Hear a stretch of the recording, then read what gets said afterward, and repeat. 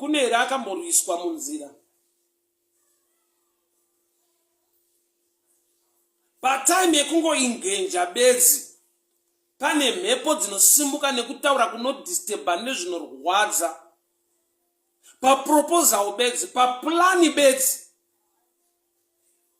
pasina achievement yezvinhu zvabatika zviri tangible, but ichiri plan.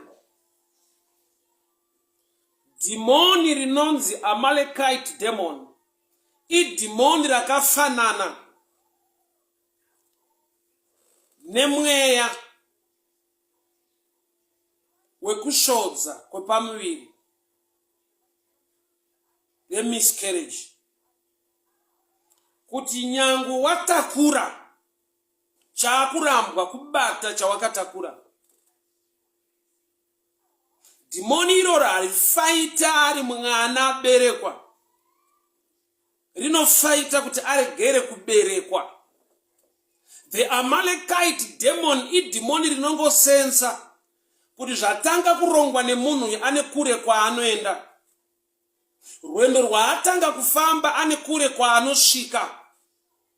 The Amalekite demon idhimoni rinongofaita process, plan, strategy, way, kuisa a blockage. They were fought at Rephidim. Vanorwisirweiko vanhu veIsraeri? Lane kwavari kuenda, kune kwavabviswa naMwari. Havasati vasvika kwavabvisirwa kunzi vasvike, but kune mweya inongoti havafanirwe kuenda ikoko. Ndinofara kuti Mwari vakapa Moses naJoshua a strategy to fight these people.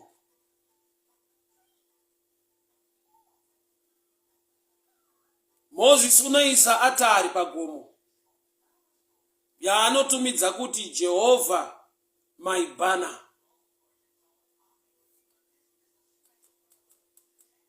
Unoisa atari pagomo yaanoti the Lord my banner. Jehovah my banner. Jehovah ngavakurwira hama yangu. Nekuti kune dhimoni rasimuka risinei nekuti waubata zvaunofanirwa kubata, riwasvika kwaunofanirwa kusvika, riri kuti haufanirwe kufamba murwendo runokusvitsa ikoko.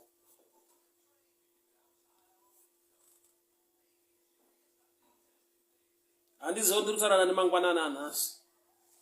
Ropafadzo yako haingokuunzire vanhu vachafara newe, haasi wese anofara blessing painouya muupenyu hwako. Haasi wese anofara kana watora the right path.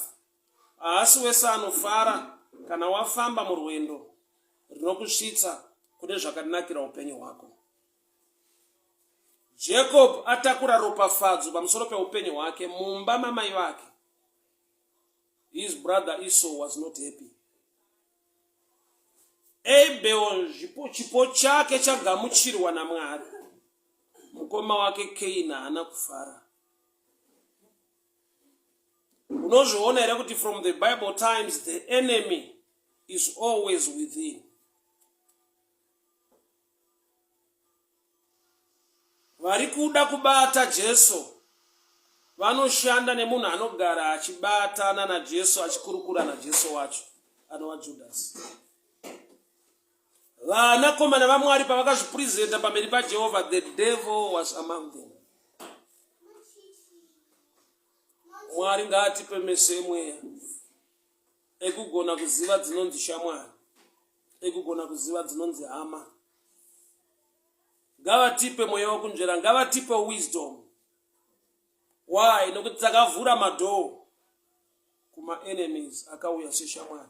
Takavhura madoo kuvanyengeri vazhinji muupenyu. Hauna kuzviita uchiziva, wakazviita une a mind ingori open yekuti this is my brother, this is my nephew, this is my sister, this is my uncle, this is my friend. Kubudirira kwangu ngaabenefitewo, pandaziva pane chakanaka ngaauye utibatirane pamwe. yet the devil ari kushanda neseko rako